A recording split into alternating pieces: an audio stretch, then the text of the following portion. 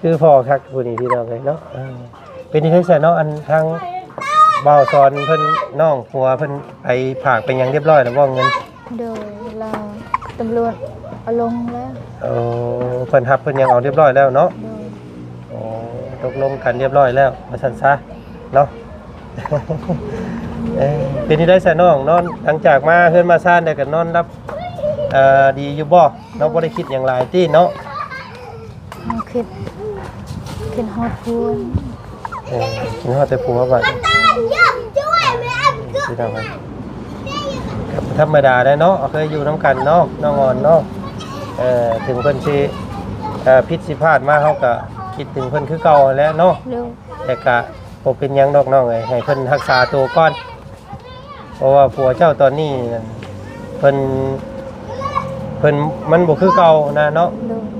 ถ้ามาอยู่กับเจ้าก็แบบมันสิอันตรายต่อลูกต่อเต้าเจ้าเองนี่แล้วให้เพิ่นรักษาให้ชายเศร้าได้จังมาอยู่น้ำกันเนาะเอากับบริปะได้ถิ่มเพิ่นได้เขารอปลาลาเล็กอย่างนี้พี่น้องเนาะก็ได้อยู่ดอกอันนี้ก็ได้เนาะคอยเศร้าไปเด้ออีหล่าเด้อโอ้เนาะนี่เพิ่นคนเพิ่นหยังมาเรียบร้อยเลยเนาะนี่สะออนตนางนี่เขาเอาบ่ให้เขาเอาคืนเพิ่นบ่ให้บ่โดยเอาเป็นยังคือว่าจังซั่นเขาบ่ฮู้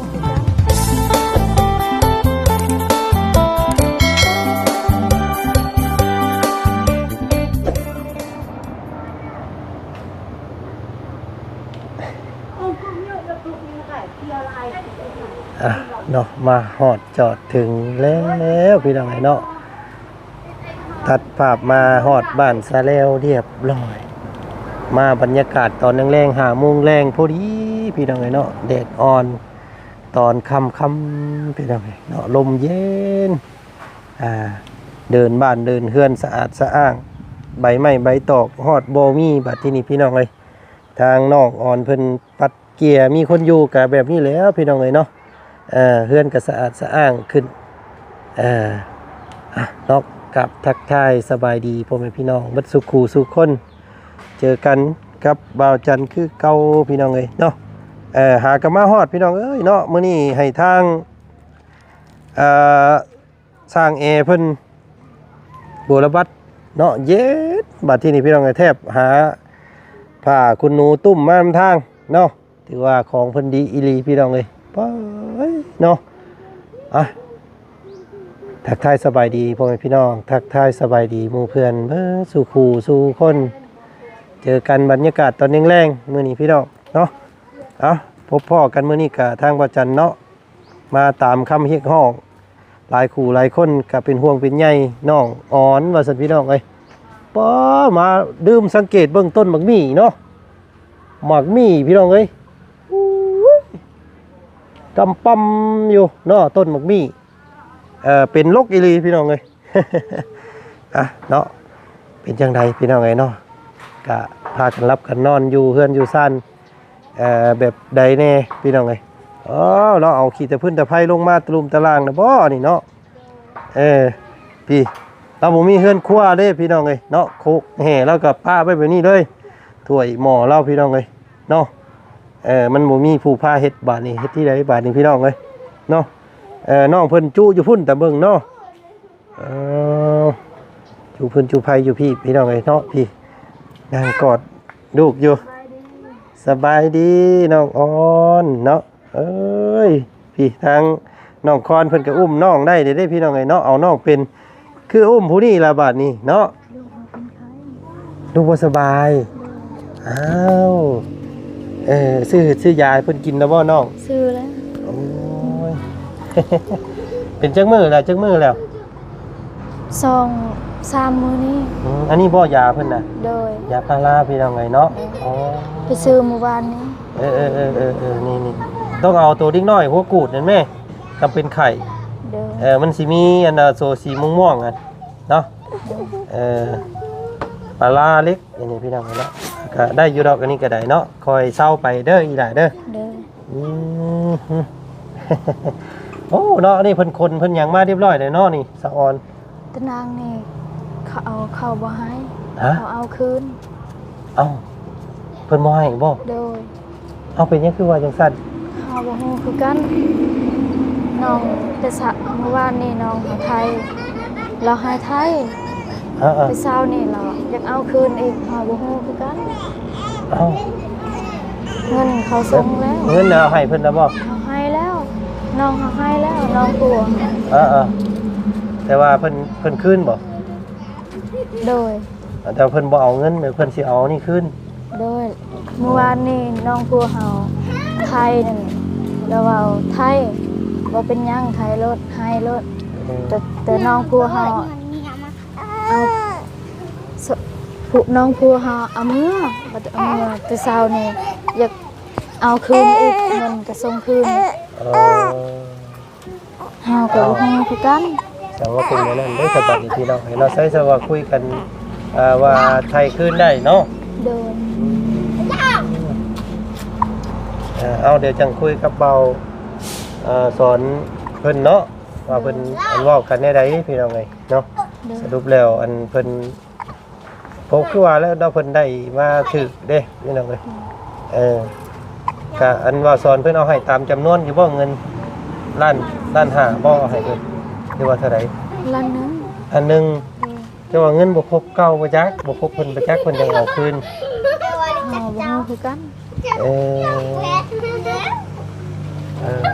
เอาเดี๋ยวจังถามทางเบาสอนคำอีกรอบหนึงแล้วกันเนาะ โดย อืม เป็นนี่ไรลูกหลานตาเช้าแล้วบ่ฮะเช้าแล้วเนาะโอ้ยระวังเด้อบ่นี่เด้อ คือพ่อคักผู้นี้พี่น้องเลยเนาะเป็นนี่ได้ใส่เนาะอันทางเบาสอนเพิ่นน้องผัวเพิ่นไปผากเป็นหยังเรียบร้อยแล้วบ่เงิน โดยเราตำรวจเอาลงแล้ว โอ้เพิ่นรับเพิ่นยังเอาเรียบร้อยแล้วเนาะ โดย โอ้พี่น้องตกลงกันเรียบร้อยแล้วมาสั่นซะเนาะ เป็นที่ได้ใส่น้องนอนหลังจากมาเพื่อนมาซ่านได้กันนอนรับดีอยู่บ่น้องบ่ได้คิดอย่างไรที่เนาะ เฮาคิดฮอดพวน คิดว่าแต่ผัวบัดพี่น้องครับธรรมดาได้เนาะเคยอยู่น้ำกันเนาะน้องอ่อนเนาะถึงเพิ่นสิพิษสิพลาดมาเฮาก็คิดถึงเพิ่นคือเก่าแล้วเนาะ เร็ว แต่ก็บ่เป็นหยังดอกน้องเอ้ยให้เพิ่นรักษาตัวก่อนเพราะว่าผัวเจ้าตอนนี้นั่นเพิ่นมันบ่คือเก่านะเนาะ เร็ว ถ้ามาอยู่กับเจ้าก็แบบมันสิอันตรายต่อลูกต่อเต้าเจ้าต่อเจ้าเองนี่แล้ว เร็ว ให้เพิ่นรักษาให้ใช้เศร้าได้จังมาอยู่นํกันเนาะ เร็ว เฮาก็บ่ได้ปะได้ทิ่มเพิ่นเด้เฮารออยู่นี่แหละพี่น้องกินฮอดเนาะ เร็ว ให้กินฮอดผัวอะไรแบบนี้พี่น้องไงทางน้องอ่อนก็ได้เป็นแต่ทนได้อยู่บ่ละบัดนี้เนาะเอาคำโอ้ยพี่น้องมันบัดไก่ซ้ำเนาะ เร็ว สิไปเยี่ยมก็ได้อยู่สวรรค์พุลูกล่ะอันไปทางอื่นก่อนไว้เอากินนมเจ้าเองเนาะ เร็ว มันกับคาลัมได้หนิเนาะคาลัมเนี่ยกินแนวนั่นได้หนิย่านลูกท้องเสีย เร็วเฮาไปกินน้ำเฮาไปเป่าแล้วเฮาไปเป่าให้อาจารย์แสดงเฮาคลำ คาลัมเอา เร็ว กินหยังได้เนี่ยข้าเจ้าแต่ละมื้อ กินต้นไม้ แต่ละไม้ หน่อไม้บัดบ่คาลัมพี่น้องเอ้ยเนาะ เร็ว โอ้ยเป็นซีนเป็นไข่กินได้บ่กินซีนหมูซีนหยังกินได้บ่ เฮายังบ่ได้ทานบ่ได้ บ่ได้เนาะโอ้ยหลาเพิ่นให้แล้วพี่น้องเอ้ยเอาเจ๊โอ้ดูอีกจุกันพี่น้องเอ้ยเนาะอันหนึ่งข้าวหนึ่งน้ำเจ้าย่ายลงมาแล้วบ่แต่เทิงเฮือนอันหม่งจูไผเจ้ามั่งลงมาแล้วบ่ เฮายังเลยลง ยังบ่ได้เอาลง เลยยังลูกเฮาเจ็บผู้เดียวเฮา ยังพากันจูอยู่หั่นอยู่ บ่เฮาเฮ็ดนี้ อ๋อลงมาจูอยู่ลุมอยู่แต่ว่ายังบ่ทันได้มั่งซื่อ โดย พี่น้อยคอยเฮ็ดซะเนาะมีแต่ปัดกวดเฮือนซ่านตาม บริเวณรอบเพื่อนนี้เนาะสะอาดสะอ้างดีอยู่บ้านนี่พี่น้องเอ้ยนี่เนาะ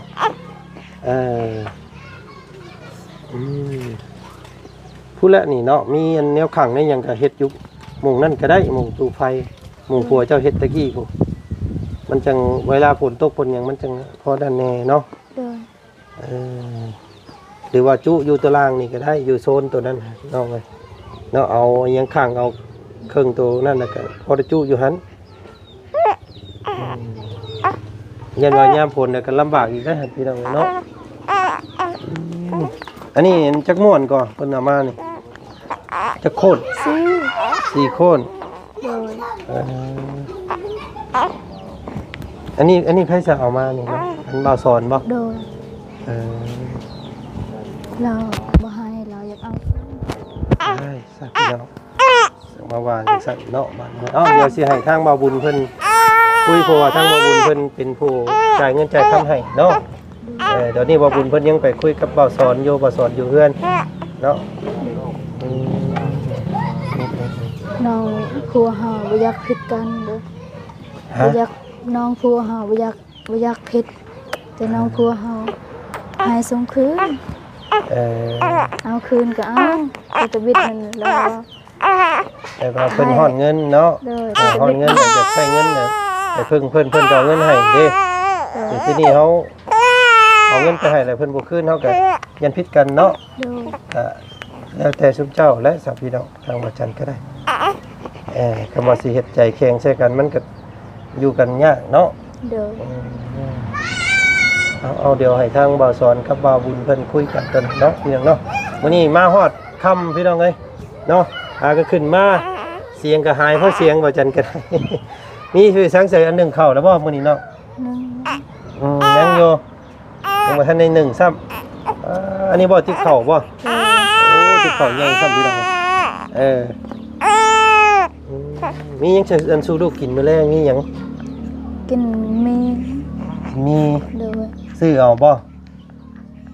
มีตั้งแต่ให้ตะกี้พุ่นบ่โดยยังบ่หมดอยู่ยังน้อยเป็นนี่ได้อันหมอน้อยนี่เพิ่นน้องอันวันใหม่เพิ่นอันนั้นอยู่บ่กลางค่ำกลางคืนมาแอวบ่นอนแอวแต่ตอนอยากกินนมเนาะโดยมากินนมแล้วก็นอนโดยกินข้าวแล้วเนาะลูกเฮาท้องนั้นแอวเจ็บบ่ได้สบายเจ้านี่บ่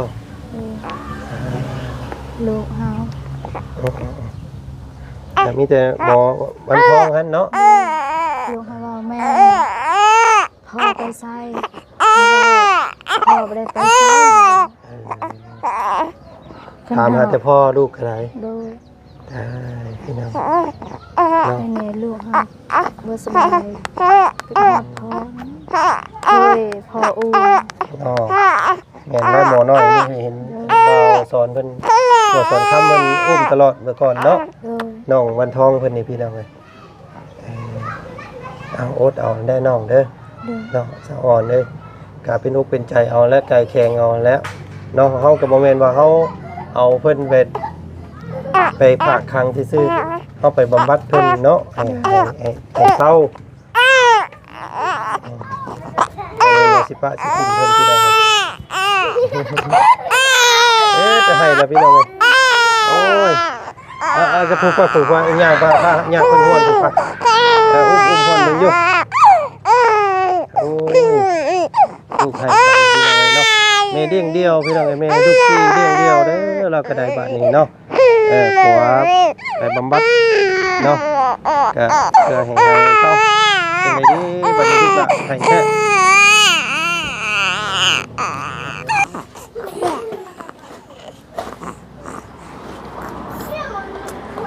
เสียงลูกน้องออนเพิ่นให้พี่น้องแอลน้องมื้อนี้เนาะคือว่าพี่น้องไปฟังแล้วก็คือว่าเศร้าไปน้ำน้องเพิ่นเนาะกินฮอดทั้งปัวบัดนี้เลี้ยงลูกลำพังผู้เดียวพี่น้องเอ้ยเนาะก็เขาก็เข้าใจน้องเพิ่นเมื่อยบ่เว้าเลยพี่น้องเอ้ยเนาะจักก็ได้เลี้ยงลูกจักก็ได้เบิ่งกินฮอดเมียกินฮอดผัวว่าซั่นซะ แล้วอยากเข้าเนาะจะพ่อจังให้เอาป้อนเพิ่นอยู่เบิ่งอยู่กินข้าวพี่น้องบวบโอ้เราอยากข้าวได้กินข้าวหลายวันนี้เด้ยังว่าได้จังสิกินพี่น้องหิวข้าวพ่อจังได้ให้เนาะอันนี้เจ้าย่ำเองบ่น้องอ่อน โดย โอ้เข่า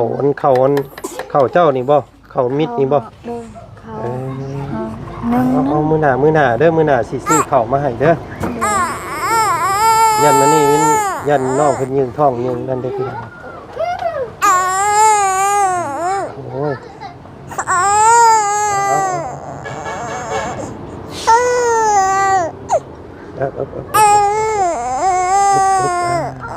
ปอดเข่าน้องวันใหม่ก่อน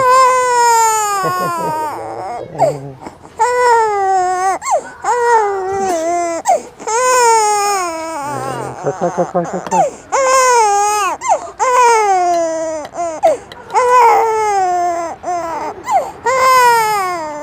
เอาเด้อน้องเด้อ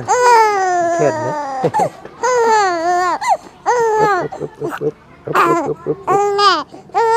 เอาพี่น้องให้พี่ให้น้องเบิ่งซ้ำนี่ก่อนบ่จันก็ได้เนาะเอาน้องอันเอาลูกเอาเต้าก่อนเด้อเด้อเดี๋ยวบ่จันไปหาเลิกก่อนมาฮอดแล้วพี่น้องเนาะสบายดีเด้อเอาลูกเอาเต้าก่อนเดี๋ยวบ่จันไปเอามีมาให้อันต้มก่อนยังบ่บดอยู่มีแล้วว่าซั่นพี่น้องเอ้ยเนาะโอ้ยลูกให้แล้วพี่น้องเอ้ย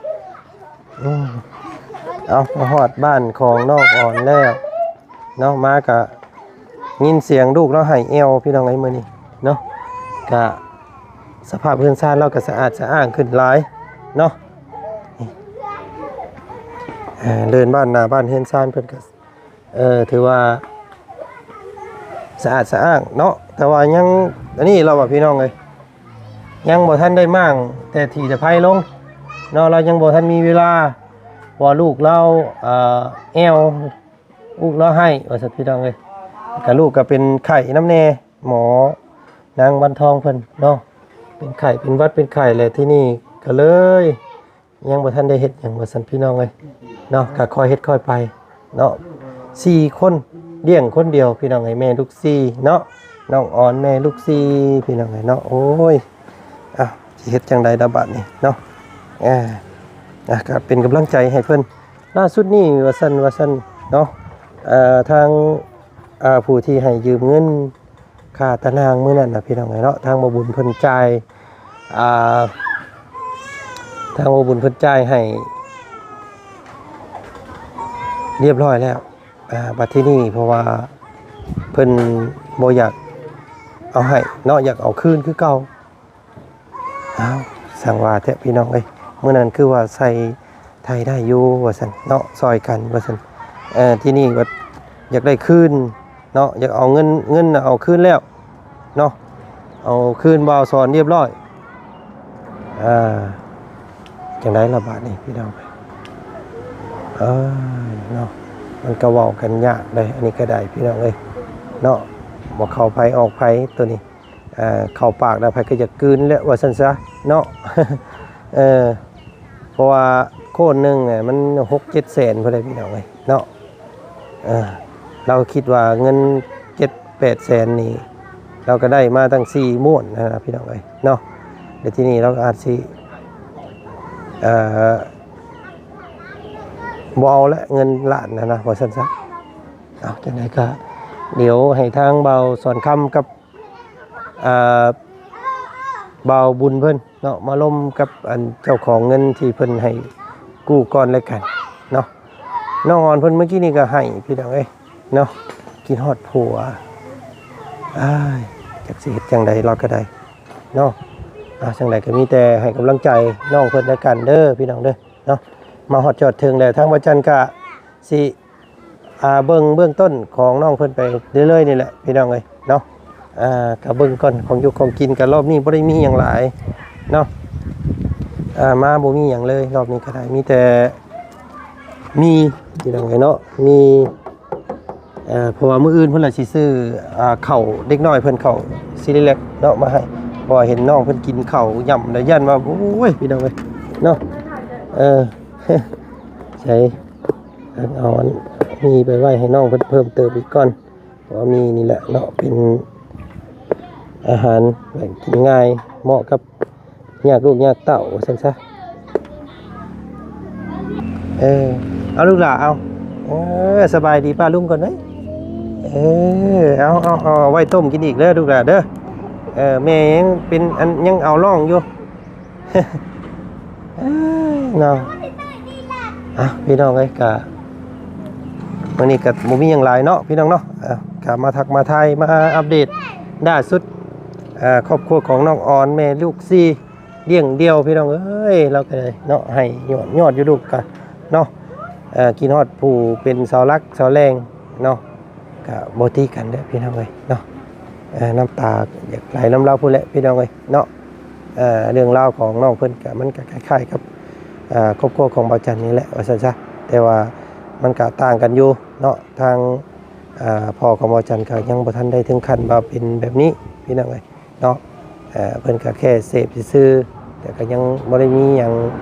แบบว่าทำให้ร่างกายแล้วก็นั่นซื่อๆเนาะมีแค่ตำรวจเพิ่นไปพบไปพ่อมีของกลางอยู่ในตู้ซื่อๆนะพี่น้องเอ้ยเนาะก็ให้กำลังใจกันเด้อพี่น้องเด้อเนาะจะพอเว้าพอว่ากันได้โอ้ยเนาะของแบบนี้เนาะบ่ถึกไผก็บ่เข้าใจพี่น้องเอ้ยเอาเนาะก็มีแต่ว่าจังซั่นแล้วพี่น้องเอ้ยทางบ่ชันก็ขอจบคลิปนี้เพียงส่ำนี้ก่อนเนาะเจอกันใหม่คลิปหน้าด้วยกันพี่น้องเอ้ยเนาะขอบคุณมัดสุขุสุขคนที่ให้กำลังแห่งใจที่ให้คอมเมนต์ติเตือนแล้วก็ให้การติดตามนะครับส้มคลิปของน้องออนแล้วก็อยากให้บ่าวจันเข้ามาหาน้องออนเนาะอยากเห็นอยากช่วยเล่าว่าสักพี่น้องไงเนาะก็ขอบคุณมัดสุขุสุขคนเสียงอาจจะหายเนาะพี่น้องเนาะแต่ว่าให้ความเบิ่งส้มได้คือเขาพี่น้องเลย เอาเจอกันใหม่พี่น้องคลิปนี้สบายดีมัดสุขุสุขคนขอบคุณเจอหลายๆเด้อพี่น้องเอ้ยไป